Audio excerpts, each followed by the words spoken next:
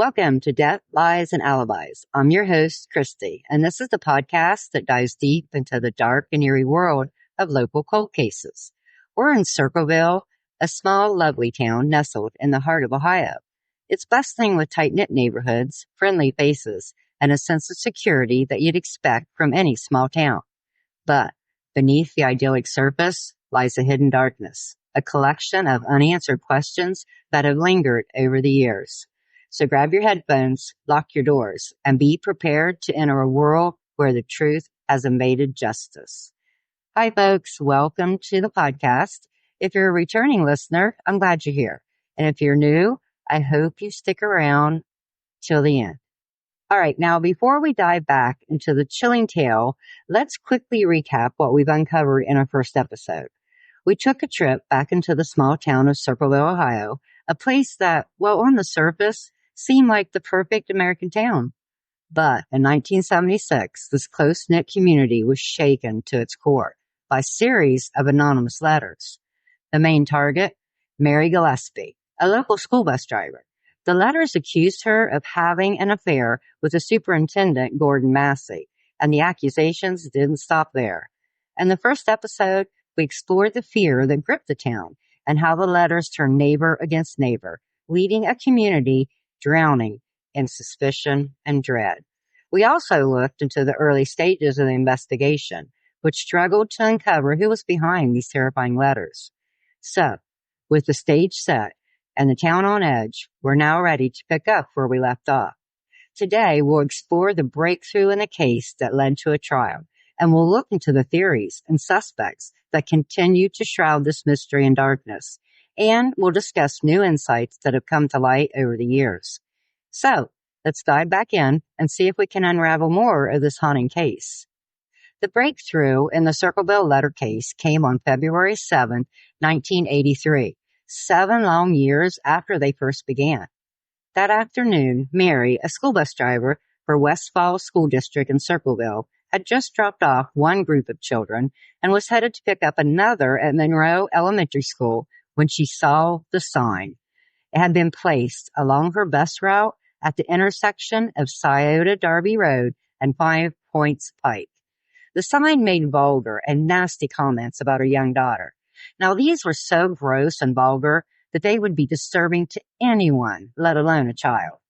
Determined to protect her family, Mary attempted to remove the sign. She grabbed it and pulled it hard off the post it was hooked to. And that's when she discovered it was a booby-trap. The contraption was designed to discharge a gun when the sign was tampered with, but fortunately, the mechanism failed to fire. Now, this was a clear message. The letter writer had set a trap to kill Mary. She took the sign with her and she finished her bus route. Now, surprisingly, she didn't take it to the authorities until later on that day. Well, upon closer examination, the investigators found that the gun's serial number had been partially filed off. Now, this is usually an attempt to hide its identity. However, the forensic experts were able to recover enough of the serial number to trace the weapon back to Paul Freshour. That's Mary's brother-in-law. Remember, Freshour was the same person who had been helping the Gillespies write letters to another bus driver who they all thought might have also been the letter writer, and he'd been targeted also. He had made a hit on Mary. Remember, he flirted with her and she turned him down, and they thought maybe that was a reason. This Freshour had previously assisted Gillespies in dealing with the harassment. Well, they were all in shock. The discovery of the booby trap marked a significant turning point in the investigation. Authorities, already under pressure to solve the mystery, intensified their focus on Paul Freshour. The trap, which was meant to kill Mary, provided the first solid piece of evidence that could be directly linked to someone. As suspicion grew, so did the efforts to connect Freshour to the letters. Investigators began to dig deeper into his background. Now, they were searching for any connection to the threatening correspondence, because the focus was no longer just on the letters themselves, but on uncovering the person behind them, and most importantly, who tried to murder Mary Gillespie. By 1983, the case against Paul Freshour had gained enough momentum to arrest him. The prosecution's argument was the claim that Freshour was the anonymous author of the Circleville letters. Their evidence for this?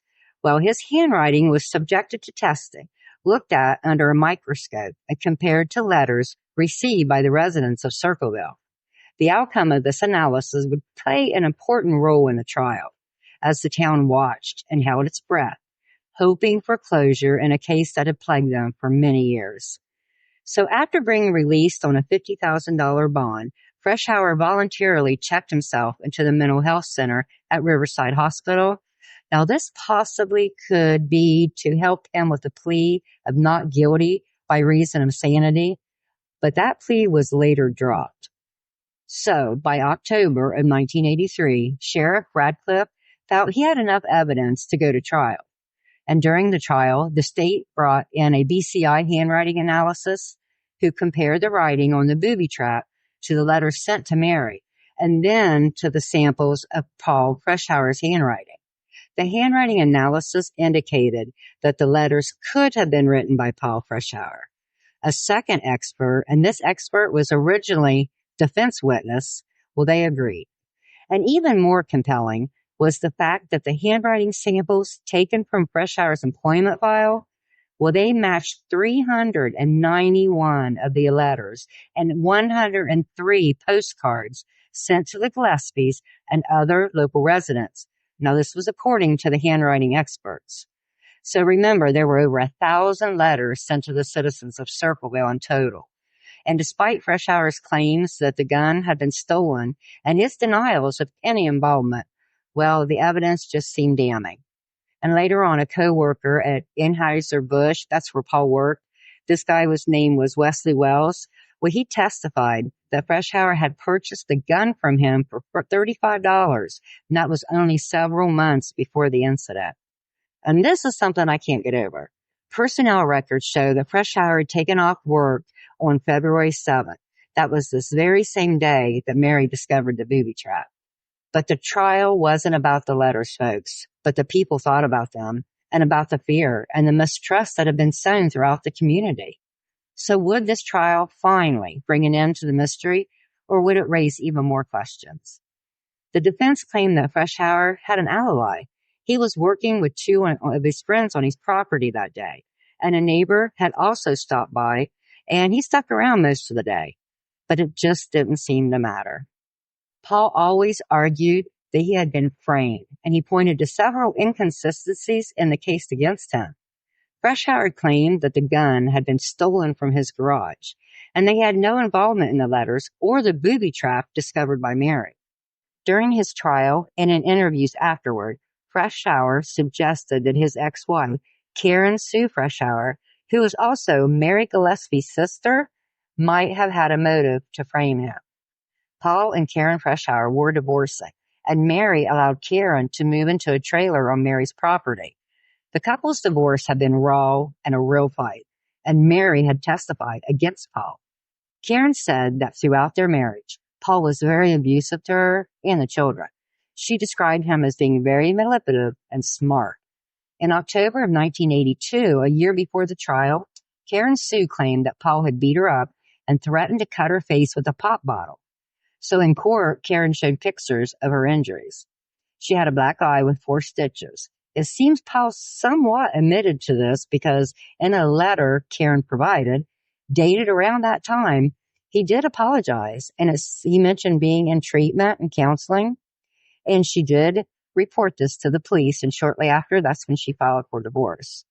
But Freshour and some supporters believed that Karen, bitter about the divorce, could have orchestrated the letter-writing campaign to get back at him and ensure his imprisonment. Karen's testimony and the letters she found surely played a significant role in this case, and Paul Freshour's lawyer raised that very possibility during his closing argument. If you read the divorce decree, who stands to profit financially if Paul is convicted and goes to prison? During the divorce battle, Karen Sue lost her home, custody of their daughters, and remember she was living in a trailer on her sister's property. So if Paul was out of the picture, she got everything. And Karen Sue was one of the first to link Paul to the anonymous letters. She claimed to have found letters hidden in their home. including one in the commode, which she turned over to the authorities as evidence against Paul. However, Paul and his defenders argued that Karen had both the motive and the opportunity to plant the letters and fabricate evidence against him. So allegedly, Paul failed 3 or even 4 polygraphs. His fingerprints were on the letters, but not on the booby trap or the gun. Also, the way Sheriff Radcliffe conducted the handwriting analysis has been highly scrutinized.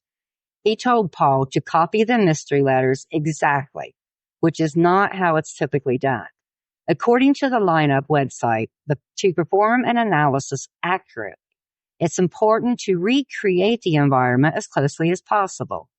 Now, this means like the same tools, such as like a pen, specifically a ballpoint, blue or black ink, writing in all caps, using the same words or phrases found in the original evidence. However, it's important not to provide the suspect with the actual evidence to copy. Instead, they say that they are instructed to reproduce it without having to see it and without having it in front of them, because that's just direct mimicking. And that's exactly what Paul was doing, was mimicking the letters.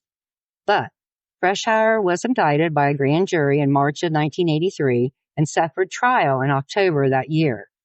The trial lasted 1 week. He wasn't charged with anything related to the letters, only with the attempted murder of Mary. The jury needed just 2.5 hours to return a verdict of guilty on the charge of attempted murder using a firearm that was either in Freshour's possession or under his control. Judge William Ammer sentenced him to 7 to 25 years. Now, he ended up serving 10 years. So Freshour's maintained his innocence throughout the investigation and his entire incarceration and up until his death in 2012. But listen up, folks. Listen to this. Despite Paul's conviction, the mystery deepened because the letters continued to arrive even while he was incarcerated. This unsettling development left both the authorities and the community wondering if they had truly captured the right person.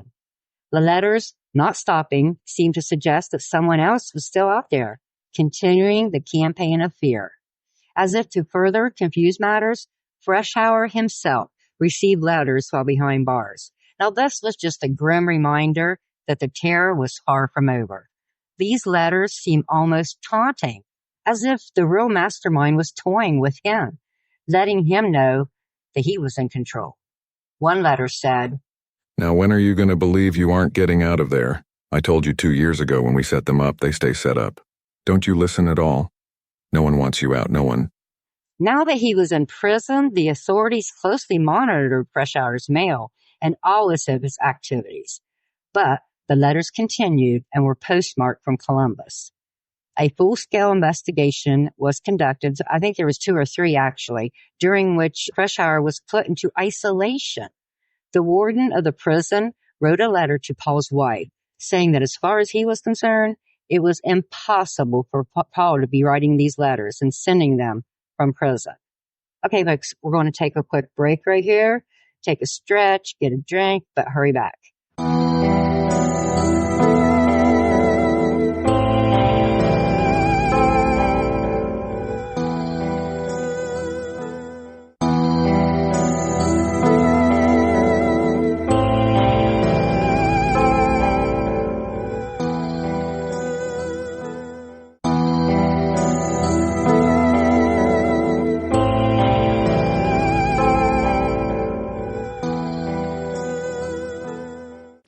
Okay, I'm glad you're back. Let's dive back in. The shocking development of the letters still being sent, but absolutely, no doubt, not from Freshour. Well, this fueled theories that the real letter writer was still out there. And some people pointed fingers back at Karen Sue, suggesting that she might have continued the campaign to show Paul's guilt and keep him behind bars.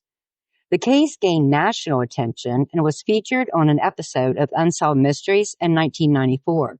The segment explored the mystery letters, the impact on the community, and the investigation that followed. The episode dived into various theories and included various interviews with key figures that were involved in the case. That brought widespread attention to the unsolved aspects of the Circleville letter mystery. So during the investigation of the Circleville letters featured on the television show, the show itself received an anonymous letter. Yes. This letter was particularly chilling because it was sent directly to the producers of the show, warning them against diving into the case. Here's the letter. It read, Forget Circleville, Ohio. If you come to Ohio, you El Sickos will pay. And it was signed, The Circleville letter writer. This indicated that the anonymous sender was still active and watching those who were probing into the mystery. The letter demonstrated that the person behind the Circleville letters was still trying to exert control and intimidation, even reaching out to a national television program that's investigating the story. That's pretty ballsy.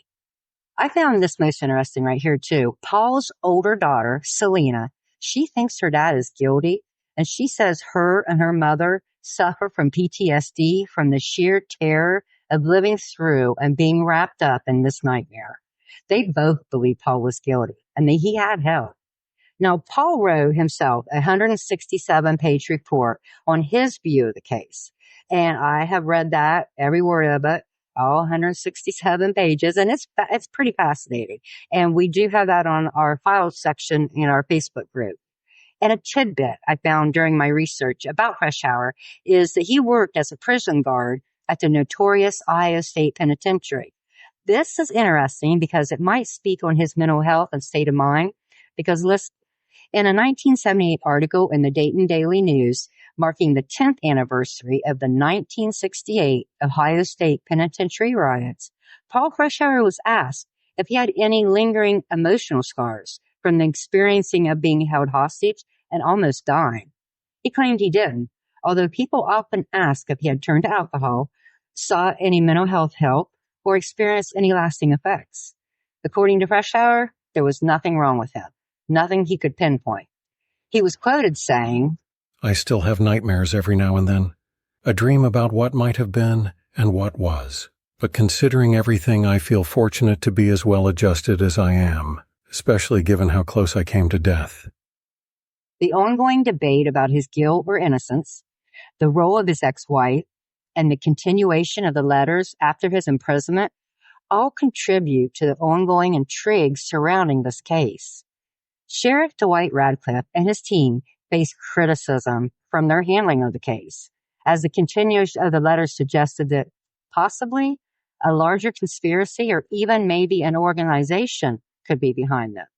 Okay, so little tidbit here. According to a report from the Scioto Valley Guardian, in July of 2020, Radcliffe held the record of being the nation's longest-serving elected sheriff after being elected in Pickaway County to serve from 1966 until his retirement in 2013. As the 37th sheriff of Pickaway County, he served 12 consecutive terms. That's 48 years. He is the second-generation sheriff, having served as a deputy sheriff for his father for nearly 8 years. So his career totaled 55 and a half years in law enforcement. That's quite an accomplishment. His son, Robert B. Radcliffe, succeeded him as sheriff, marking the third-generation Radcliffe to hold the top cop job. Okay, so in 2021, the CBS program 48 Hours asked former FBI profiler Mary Ellen O'Toole and forensic document expert Beverly East to examine the letters. O'Toole said she didn't think Freshour was the culprit based on the impression she got of a controlling, vindictive letter writer, traits that Freshour's relatives insist don't fit him. But East pointed to the letter G, which resembled the number 6 and many of the Circleville letters, as well as Freshour's own handwriting. East believes 100% that Freshour wrote those letters. The Circleville letters mysteriously stopped in 1994. Now, that was the same year Paul Freshour was released from prison. The case took an unexpected turn in the 1990s when a new suspect emerged. In 1993, a prison inmate named Thomas Lee Dillon sent a letter to the Columbus Dispatch claiming responsibility for the Circleville letters. Now, Dillon had a history of violent behavior and was already serving a life sentence for murder. Authorities investigated Dillon's claim and found several similarities between his writing style and that of the Circleville letters. However, they could not conclusively link him to the crimes, and he was never charged. And in 2006, the case took yet another turn when a former police officer named James Renner began investigating the case. Renner had grown up in Circleville and had always been fascinated by the mystery. He began to uncover new evidence and interviewed several individuals who claimed to have knowledge of the case. Renner's investigation led him to a new suspect, a former school superintendent named Dwight L. Bowman. According to Renner, Bowman had a motive for sending the letters because he had been fired from his position as superintendent and had a grudge against several of the individuals who received the letters. However, Bowman died in 2009, and authorities were unable to question him about the case. And then, just before dawn, on September 11, 2002, in Portsmouth, Ohio, a man's body was found floating in the Scioto River. It was 39-year-old Mark Freshour. He had shot himself. His mother, Karen Sue, told the police that Mark had suffered from years of depression. This bit of information is intriguing because Paul Freshour himself, he believed his son might have been involved in the Circleville letters case. Paul thought that his son, who he claimed hated him, could have been working with his wife to orchestrate the letter-writing campaign together. And also another suspect, remember the other bus driver that Mary, Ron, and the Freshours thought might be involved? The one that was hitting on Mary, flirting with her? Well, listen to this.